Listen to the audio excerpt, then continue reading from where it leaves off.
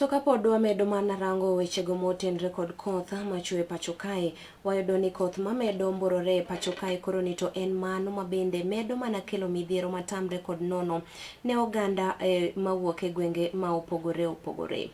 Ei Kolwa Central Ward, oganda mago mathoth kaachiel kod kanyo ma oting'o mwandu kaachiel kod ute ne okethore bang' ka bende koth ne oketho mwandu maket koda mago.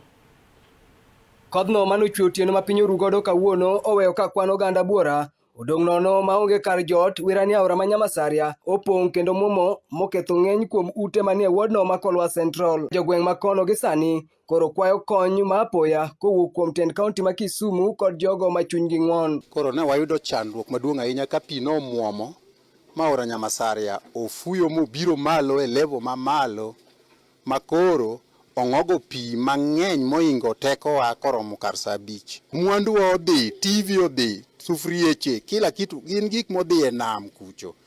Koro wayudo chandruok mwadong' adong'a gi lwetwa kaka wan kama.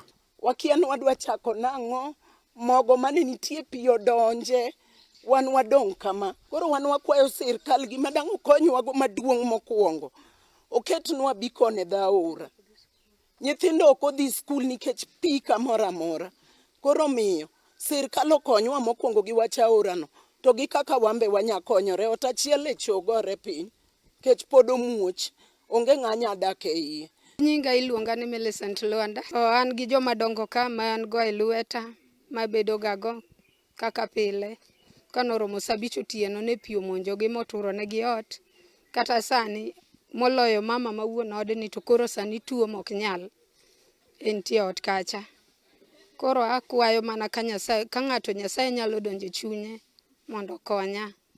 Adong' anana kaka anni, gik moko kethore te. Koth ma kamano bende oweyo kod lal mathoth ne ng'eny johala ma kono bang' pi oula dhi kod mwandu gi otieno manyorono, ka koro kwayo margi maduong' ne piny owacho en mondo resgi mapiyo kokalo e sirogi gidhi nyime kod ohendnigi mapile pile. Ani Betha Adoyo Mondi, wan wa johala ma Nyamasaria ka.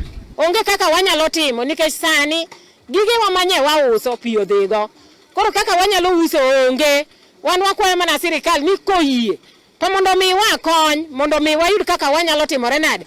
Wanyalo loko nikech mae ma wakonyo go nyithindo kadhi sikul. Koso ketho na mchele, ngano, chak girigo bodhi, moko kethore ipi kuro, ichodha, sikari, michele. Mwandu kethore mang'eny jowadwa, kata moko nie laroka. Mimi naitwa Steven Kibagendi, ni mkaaji wa Nyamasaria hapa kaunti ya Kisumu.